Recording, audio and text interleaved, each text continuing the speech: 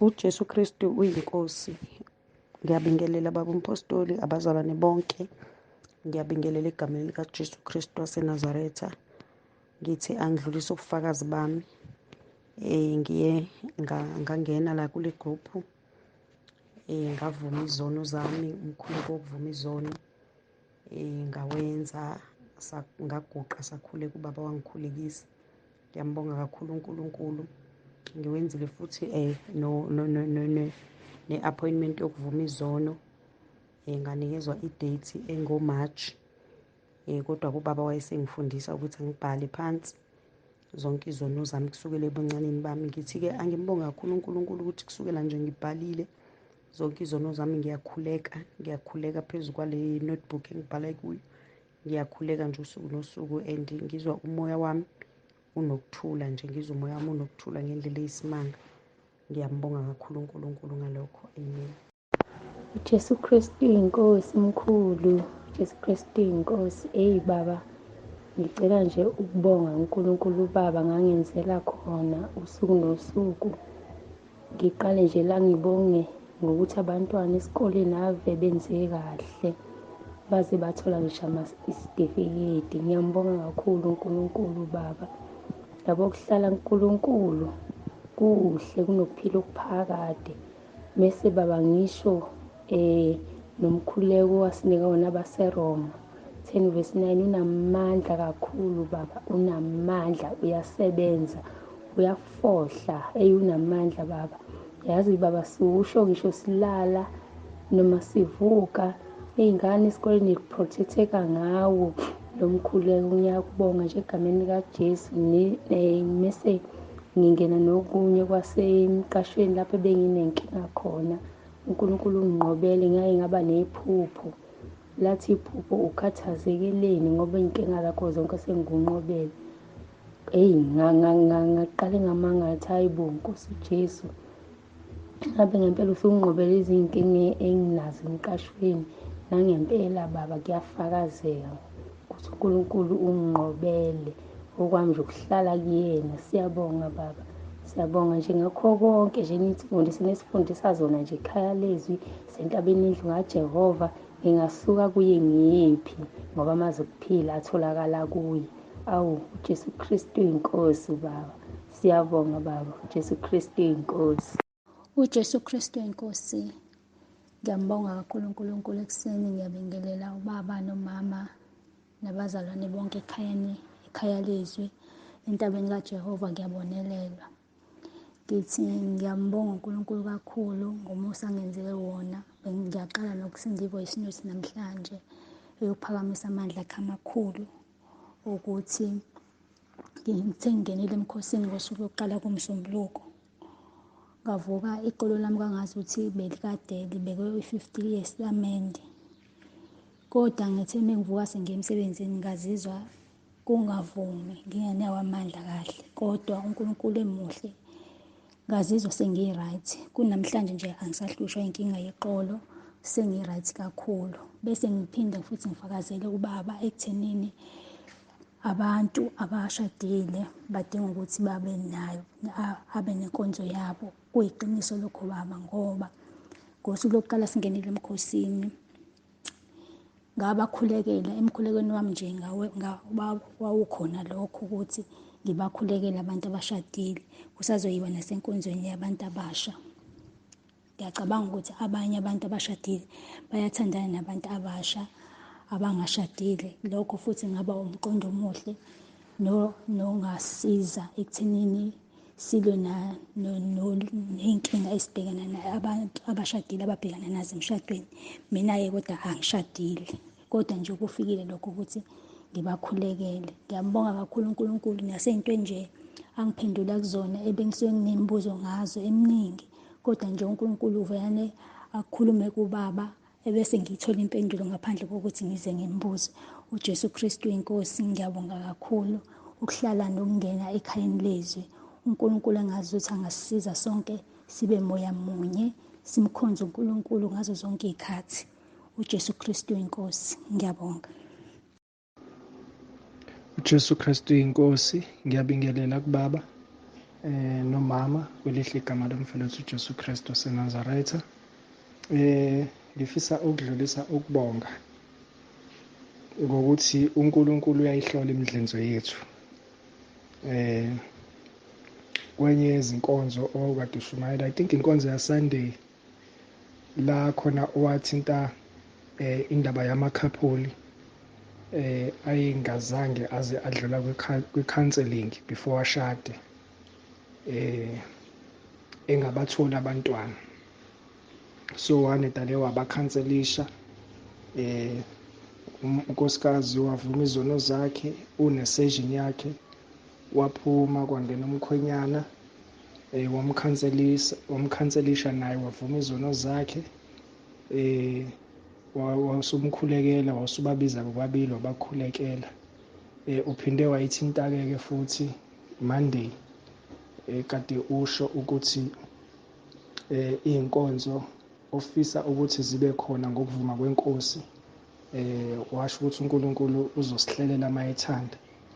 Nayo-ke le yama-single parents nama-couples, abazali abashadikazi, ukuthi umntwana ukhuliswa kanjani. Bengivele ngisathi ngizokubuza, kwasho ukuthi usuyithintile. uNkulunkulu usheshe waphendula. Siyafisa baba ukuthi sibe nayo inkonzo yama-couples, ke siluleke ngoba abanye bethu bangena emshadweni bengazange baze bakhanselishwa kahle, yabo. Kunezinto eseyiqubuka manje emshadweni, kupartner wakho noma ngizothi kupartner wakho eseyiqubuka manje. So siyafisa nje ukuthi uNkulunkulu akasisize asilekelele, sibe nayo leyo nkonzo. uNkulunkulu asisize sikwazi ukuthi siphile ubungcwele singaphakathi emshadweni, ngoba umshado wadalwa uNkulunkulu. Siyabonga kakhulu baba. Abantwana abaphasile, abaphasa wonke ama-terms, siyambonga kakhulu uNkulunkulu. Bahlale bevuma bethi uJesu Kristu inkosi, ngihlale ngibakhulekisa. Siyabonga kakhulu baba, uNkulunkulu anigcine. Jesu Kristu inkosi. uJesu Kristu inkosi, tata nomama. Ndiyanibulisa ngegama lenkosi yethu Kristu waseNazaretha. Cela undithethelele tata ngoDilitha, bekuseqa kakhulu. Ndibulela amandla kaThixo, ndibulisa nabazalwane entabeni endlu kaJehova, kuyabonelela nasekhaya leZwi. Tata, njengoba ndifikile apha ekhaya, ngoku nanifikile umama wayengaphilanga kakhulu, enokhohlokhohlela limqale August lungapheli. Limenza aphelelwe ngamandla, engacacelanga nokudla. Ndithe xa ndifika andixela wathi, ye mntanam ndiphilile. Ebonga amandla kaThixo, esithi ngokungena kwenu tata phakathi kweli khaya nenze umahluko empilweni yakhe kakhulu. Uphilile umama tata, ufresh, akanguye laa mntu ubambwe umzimba. Kangobe ngixoxela nokuthi ecaweni yakhe abazalwane abantu besebesithi belesebelindele usuku kwindlela wayengaphilanga ngayo, bembuza ukuthi wenze njani naye, lo gqirha wakhe uyamsiza. Ndibulela kakhulu uThixo tata ngako konke, kukhuseleka nangefemeli yami entabeni endlu kaJehova nasekhaya leZwi. Ndibonga amandla kaThixo, nganganam ndingabambelela esiphambanweni. uJesu Kristu uyinkosi tata, ndiyabulela. uJesu Kristu uyinkosi baba. Ngicela ukubingelela egameni lenkosi yethu uJesu Kristu waseNazaretha. Baba, ngifisa nje ukumbonga kakhulu baba uNkulunkulu ngomusa angenzele wona. Izolo baba ngisendile, ngicela ukuthi ubaba angikhulekise abantwana laba bekade beye enkonzweni yabantu abasha. Umthobisi walahlekelwa ifoni ngosuku nje afika ngalo, wathi ehla nje ebhasini ifoni yakhe yayisingasekho kuyena. Kusukela ngalelo langa kuze kube izolo, ubaba ngenxa yokuthi ubaba wasifundisa ukuthi sikhuleke, sikhuleka ngokukholwa, singene emkhosini uma ngabe kukhona inkinga esinayo. Nami ngenze njalo, baba, ngangena emkhosini ngamcela nje, ngamnxusa ubaba uNkulunkulu ukuthi ngiyacela ukuba ngenzele umusa ukuba umthobisi abuye nayo ifoni. Nangempela ubaba uNkulunkulu ungenzele umusa. Izolo umthobisi uthe nje sebegibela sebebuya, kwakhona umama omlethela yona, wabuza kuyena ukuthi akuyena nolahlekelwe ifoni. Uyasho ukuthi umama akamazi, nanokuthi akazi, nanokuthi ubone ngani ukuthi uyena, kodwa waseya kuyena nje wamqonda, wathi wambuza ukuthi akuyena nolahlekelwe ifoni, kanti vele uyena. Wamnikeza ifoni yakhe. Ngiyambonga nje kakhulu baba uNkulunkulu, futhi ngiyambonga nangalowo wayicoshayo, wayiveza wayisa phambili. Ngiyambonga nje kakhulu baba uNkulunkulu, ngiyamdumisa nje ngithi akekho ongafaniswa naye. uJesu Kristu uyinkosi. Amen. Njengejuba lindizela edwaleni liphephela, njalo ngiphephela kumsindisi wami. Yena ulidwala lami, ungukusindiswa kwami, lapho iphunyuzwa inhliziyo yami. Kumsindisi ngiyacasha, kumsindisi ngiyacasha, lapho ngiziphumulela kahle hle. Kunginika amandla amasha, kunginika amandla amasha, nxa engiduduza ngumusa wakhe. uJesu Kristu yinkosi. Ngiyabingelela baba nomama uNsibande nabazalwane bonke basekhaya leZwi entabeni yendlu kaJehova. Kuyabonelelwa. Besinomama oyisihlobo sikankosikazi, umbiza ngogogo. Umntwana wakhe waboshwa, eboshelwa i-domestic violence. Ube umuntu ophuzayo yena nentombi yakhe, so bashayana baze bagcina sebebophana. Wathathwa-ke wayoyiswa eNew Prison, wahlala khona waze wagcina esehamba icala, wagwetshwa. Ngosuku kade kufanele ukuthi amukele ngalo isigwebo safike sashintsha, bamdedela ejele ngenxa nje kaRomans 10:9, ngoba ugogo, simbiza ngogogo, ubengalali engakutholi ukuphumula. Intombazane yahamba yafike yalicisha icala, yathi simxolele. Bebevele beyabantu abaphila ngokulwa. Amehlo amagcwele inyembezi, injabulo enginayo ngoba usizi belibhalwe kugogo, single parents. Umfana ubebamba amatoho, esebenza, ekwazi ukuthi ondle uma wakhe, kodwa ngenxa yophuzo-ke olunamandla, bephuza utshwala, shuthi mase bedakiwe nentombi yakhe belwe. Ngizophakamisa amandla kaNkulunkulu.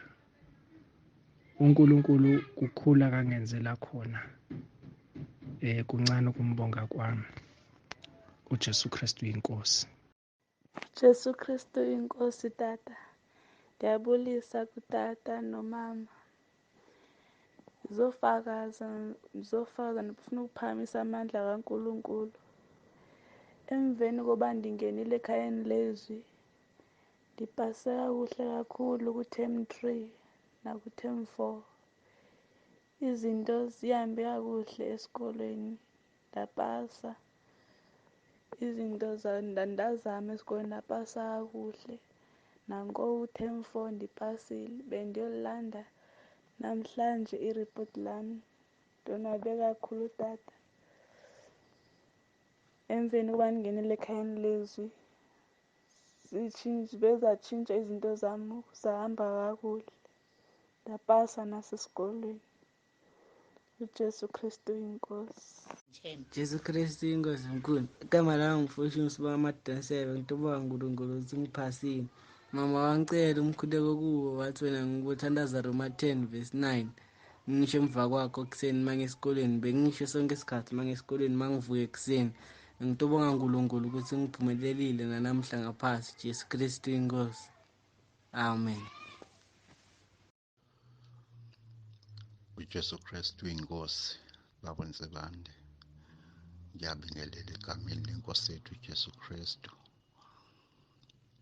Ngibingelela ubaba, ngibingelela wonke umndeni oholwa ngubaba uNsibande.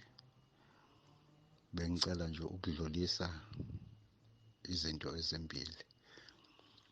Okokuqala, ngiyambonga uNkulunkulu ngomusa wakhe ngokungifaka ekhaya leZwi.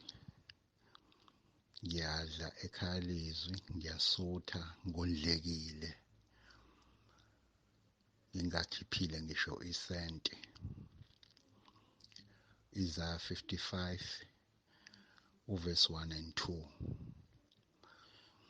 Okwesibili, ngifisela ikhaya leZwi ukuba likhule lize likhokhobe, lande ligcwale umhlaba wonke. Kudliwa mahhala lapha ekhaya leZwi, kudliwa ukudla okuyikona kona. Ngiyabonga uJesu Kristu inkosi. Jesu Kristu inkosi. Unkosi yamakhosi ekhaya leZwi kubantwana bakaNkulunkulu jikelele. Entabeni yendlu kaJehova kuyabonelelwa. Simakade sezulu ngiyabonga Nkosi yamakhosi ukuthola nje ithuba lokuphefumula. Usimakade sasezulwini. uJesu Kristu inkosi. uJesu Kristu inkosi. Simbabaza kubuhlungu, simbabaze kukuhle. Nkosi yamakhosi, siyathobeka, siyakhuleka phambi kwakho Nkosi. Ngithi uyinkosi, ungumsindisi. Bazalwane, ngithi ake ngiphakamise nje amandla enkosi. Usimakade esimene engibhekene naso, yebo sinzima, kepha ngiyabona ukuthi kukhona uNkulunkulu angifundisa kona. Ngiyabona ukuthi kukhona uNkulunkulu angihlola kona. Ngibambene nesimo bazalwane. Indodakazi yami iyagula, ibambeke kakhulu bazalwane, kodwa-ke angisabi, ngilinde kunye kokubili ukuthi uNkulunkulu uma enginika yena uyamphilisa. Uma sekufika isikhathi sakhe uyambiza, umbizela kuyena. Bazalwane, kwamanje ngididekile. Ngiyakubona kuba khona la ngithi khona ngibona ubungcono bese ngiphatheka kabi mase ngithola engasakufaka ukudla. Ngide Nkosi uzosinda kanjani? Kodwa konke ngikubeke enkosini. Ubufakazi enginabo obusheshayo njengamanje. Uma ngithi ngifaka amaminithi ku-Vodacom ngiyathola ukuthi ulokhu eveza abizayo, kanti ngijwayele u-3 days ka-R12.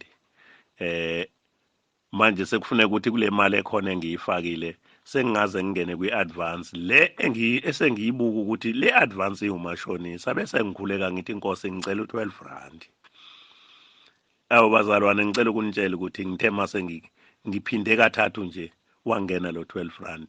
uJesu Kristu inkosi. Lokho engifuna ukukuveza ukuthi ey'ntweni zonke, yebo sisabambene ney'nkinga uxolo. Ezinye iy'nkinga uziletha ngamabomu ukuba izosiphakamisa singatengi. Nkosi yami, angeke sisuke kuyena, angeke ngisuke kuyena noma kungathiwa umphumela uthini esimene engibhekene naso, kodwa kuyena ngiyohlala ngoba anginayo umntwana, abantwana bakhe. Anginayo umuntu, abantu bakhe. Uma ehamba uyobuya kuyena ngoba wavela kuyena. Ngisalindile-ke bazalwane ukuthi uNkulunkulu unginika kuphi, kodwa nje ningikhulekise bazalwane. Ubaba uZuma lo, uJesu Kristu inkosi. Amen.